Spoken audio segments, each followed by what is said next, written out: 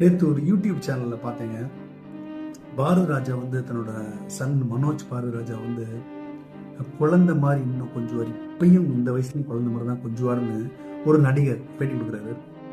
குழந்தைய தான் குழந்தை மாதிரி பார்ப்போம், வளர்ந்த பையனை வந்து வளர்ந்த பையனாக தான் பார்ப்போம். இங்கே வந்து பிரச்சனையே அதுதாங்க, ஒரு பேம்பர்டு பேரண்டிங்.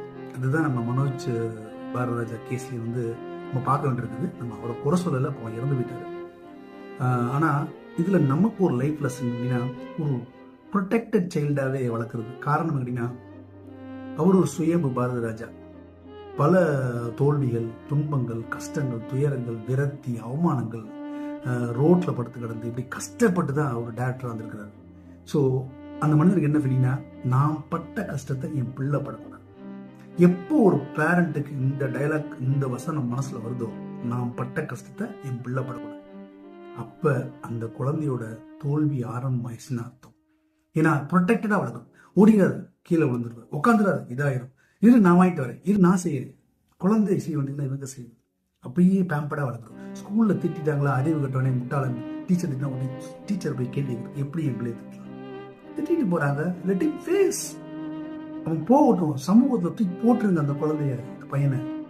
இப்படி பையனோ பொண்ணோ யாரா இருந்தாலும் சரி, அவங்க ஃபேஸ் பண்ணட்டும். தோல்வியை ஃபேஸ் பண்ணட்டும். எதனால தோல்வி ஆராய்ச்சி செய்து வெளியே வரட்டும், கண்டுபிடிக்கட்டும், அதை ரெக்டிஃபை பண்ணட்டும். அவமானங்களை சந்திக்கிட்டோம். 4 பேர் 5 பேரை பார்த்தா 3 பேர் அவமானப்படுத்துவோம். லெட் ஹர் ஃபேஸ் பண்ணட்டும். இப்பதான் அவங்களுக்கு தெரிய ஒரு வாழ்க்கைன்னு என்னன்னு தெரியும். ஒரு நாளைக்கு ஒரு புரிதல் இருக்கும். நீங்க பாத்தீங்கன்னா இந்த பாவரிசையில் எல்லா டேரக்டரும், பாண்டியராஜன், பாக்கியராஜ் எல்லாரும் அவங்க நெக்ஸ்ட் ஜென்ரேஷன் பெருசா வந்து ஒரு இதா வரல, ஒரு செலிபிரிட்டியா வரணும் அவசியம் இல்லை. ஏதோ ஒரு துறையில, ஃபார் எக்ஸாம்பிள் ஜெய்சங்கரோட சன் பாத்தீங்கன்னா லீடிங் ஐ டாக்டர் இன்னைக்கு அவர்.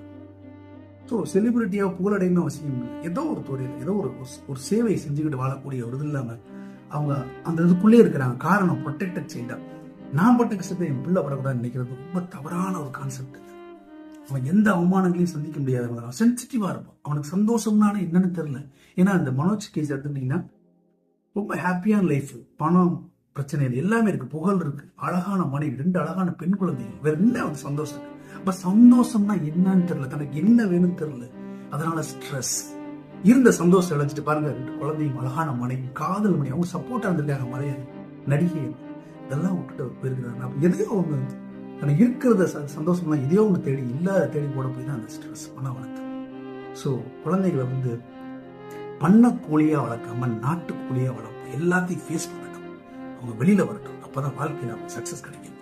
நல்ல சிந்தனைகளை விதிப்போம், நம்பிக்கை கொடுப்போம். நன்றி.